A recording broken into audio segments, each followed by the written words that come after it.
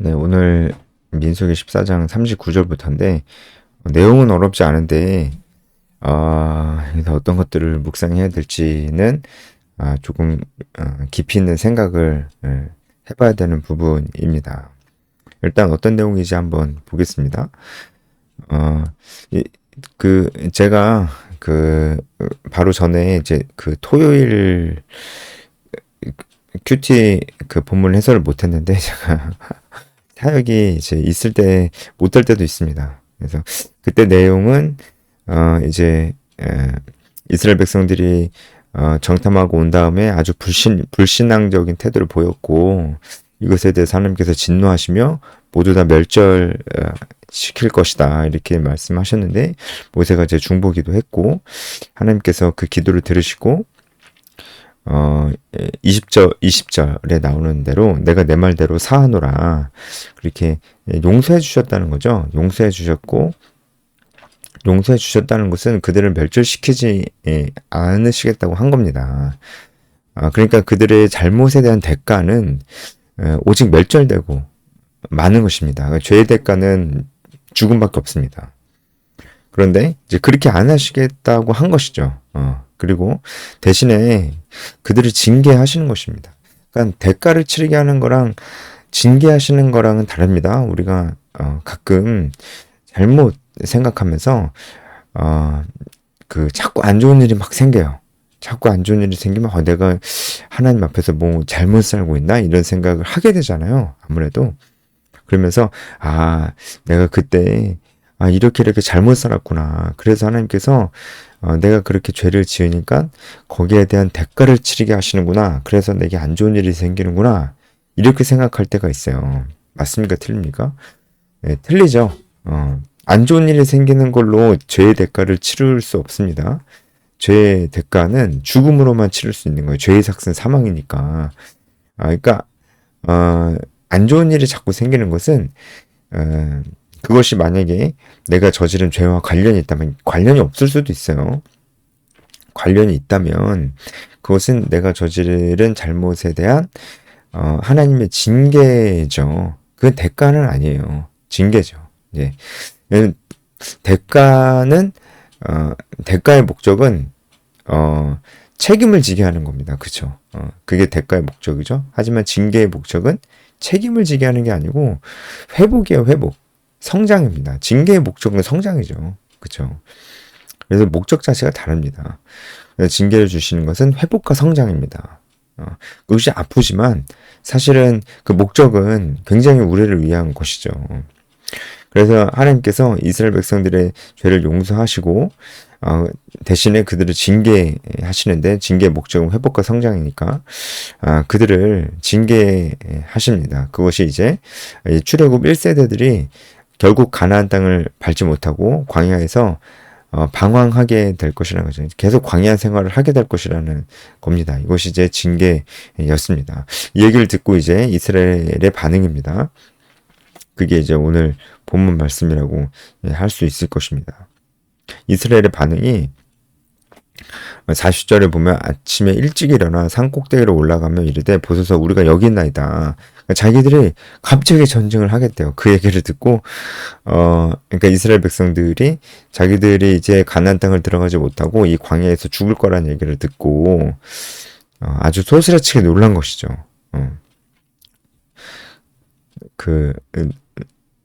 너무나 놀란 것입니다. 그래서 이제 자기들이 저질렀던 그 죄를 좀 돌이키려고 하는 거예요.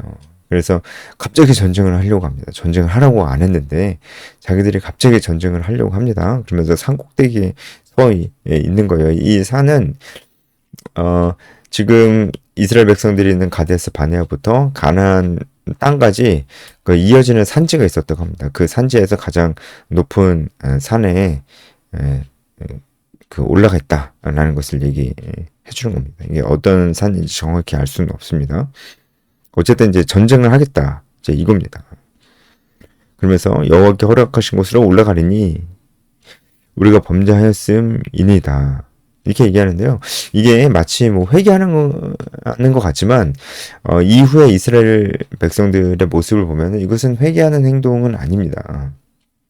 회개하는 행동이 아니고 자기의 잘못을 자기의 잘못에 대한 책임을 자기 스스로 그러니까 이렇게 얘기하면 좀 그런데 그러니까 한마디로 자기의 잘못을 자기 스스로 속죄하려고 하는 거예요.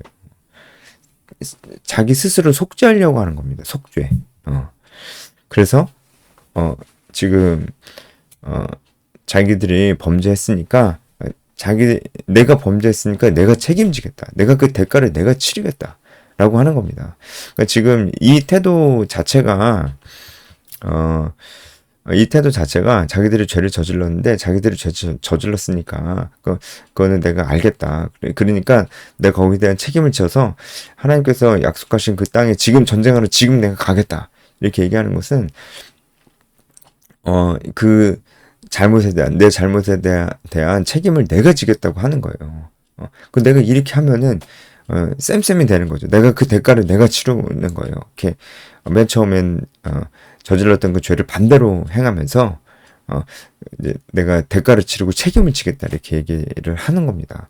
그런데 이거 자체가 이스라엘 백성들의 불신앙적인 태도입니다. 왜냐하면 하나님께서 이미 용서해 주셨잖아요. 그리고 이 죄에 대한 대가는 이런 식으로 치러질 수가 없는 겁니다. 죄를 저질렀고 그 대가는 지금 전쟁을 한다고 치러지는 게 아니고요. 죽어야지만 그 죄의 대가는 치러질 수 있는 것이고 죽어야지만 책임을 질 수가 있는 거예요. 그러니까 이렇게 전쟁을 지금 와서 하겠다고 해결되는 문제가 아닙니다. 그런다고 용서가 되는 게 아니에요. 그리고 하나님께서 이미 용서해 주셨다고 했고 거기에 대한 징계로 광야에서 방황할 것이라고 이렇게 얘기를 했는데 이제 그것도 제대로 잘 듣지 않은 겁니다. 그러니까 이것은 여러분 진정으로 회개를 했다면은 자기들 우리가 진짜 잘못했구나. 하나님의 언약의 말씀을 우리가 믿지 않았구나. 라는 것을 진짜로 받아들였다면은 자신들의 잘못을 진심으로 받아들였다면은 이스라엘 백성들이 하나님께서 시키는 대로 했을 겁니다. 이 징계를 겸허히 받아들였을 거예요. 그리고 이제 자신들은 가나안 땅에 들어가지 못하니까 대신에 자녀들은 들어가잖아요. 그 자녀들은 이곳에서 하나님께 순종하는 것을 잘 훈련받고 그리고 하나님의 말씀을 청종하는 것을 잘 훈련받을 수 있도록 자녀들을 교육시켰을 겁니다. 자기들이 못 들어간다는 것은 겸허히 받아들였을 겁니다. 하지만 지금 이 전쟁을 갑자기 하려고 하는 것은 그 하나님의 말씀을 겸허히 받아들이는 그런 자세는 아닌 겁니다. 네, 그런 것입니다. 제가 어떤 얘기를 하려고 했는데 까먹었어요. 네. 그런 것입니다. 어쨌든 이제 그래서 이런 이스라엘 백성들이 지금 보이고 있는 이런 모습들이 우리가 이런 모습을 보일 때도 있어요. 그러니까 이런 거죠. 어떤 사람이 큰 죄를 저질렀어요. 큰 죄를 저질렀고 그런데 그 다음에 감사하게도 예수님을 믿었습니다. 그 사람이 간증을 합니다. 간증을 하는데 자기가 예전에 얼마나 나쁜 일을 저질렀는지 얘기를 하고 어떻게 예수님을 만났고 변화됐는지를 얘기를 합니다. 참 감동스러운 간증이죠. 근데 제가 예를 들어서 얘기하는 거예요. 예를 들어서. 근데 그 사람이 마지막에 이렇게 얘기를 하는 겁니다. 제가 그렇게 나쁜 놈이었습니다. 그러니까 제가 앞으로 속죄하는 마음으로 봉사도 열심히 하면서 살겠습니다. 이렇게 마무리를 짓는 거예요. 그게 맞습니까? 그게 맞습니까? 그게 맞을 수가 없죠. 왜냐면 속죄하는 마음으로 봉사를 열심히 살겠대요. 그러면은 누가 속죄하는 겁니까? 봉사를 열심히 해서 자기가 자기 스스로를 속죄하겠다는 거예요. 이것은 잘 몰라서 하는 얘기죠. 잘 몰라서. 그렇죠. 속죄는 오직 예수 그리스도의 피로만 될 수가 있는 것입니다. 자기 스스로 아무리 봉사를 열심히 해도 자기 스스로 속죄를 할 수가 없는 겁니다. 그러면은 봉사를 하지 말아야 됩니까? 그게 아니죠.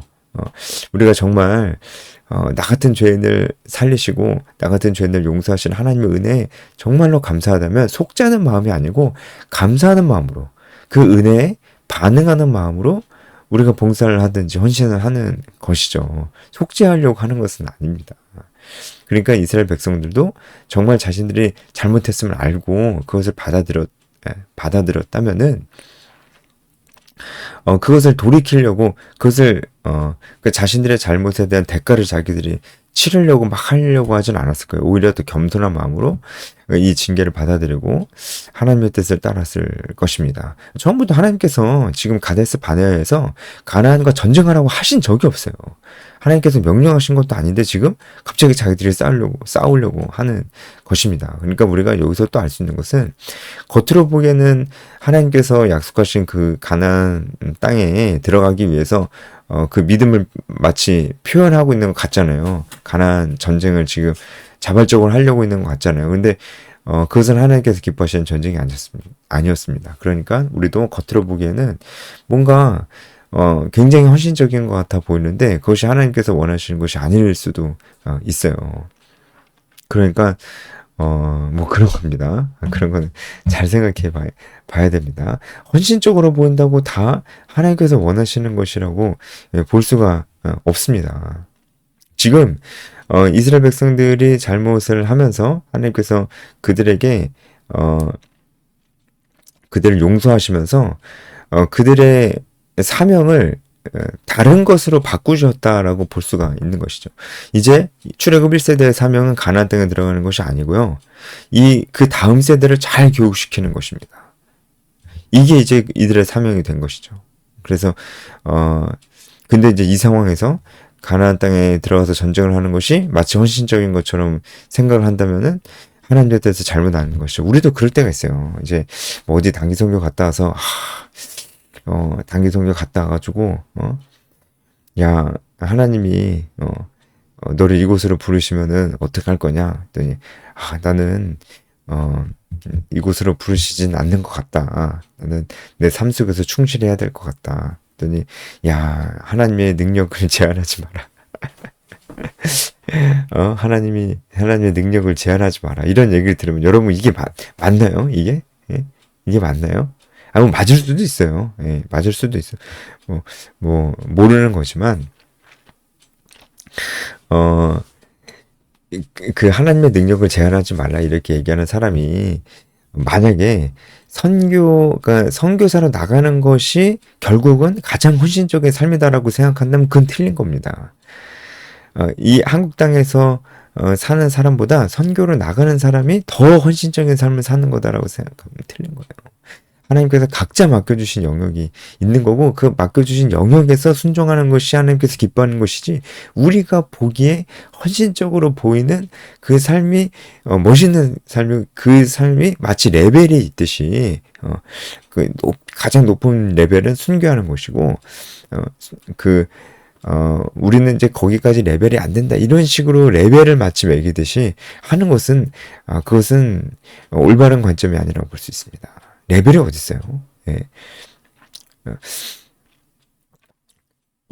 우리가 맡겨진 곳에서 순종하는 것이 가장 중요한 것이에요.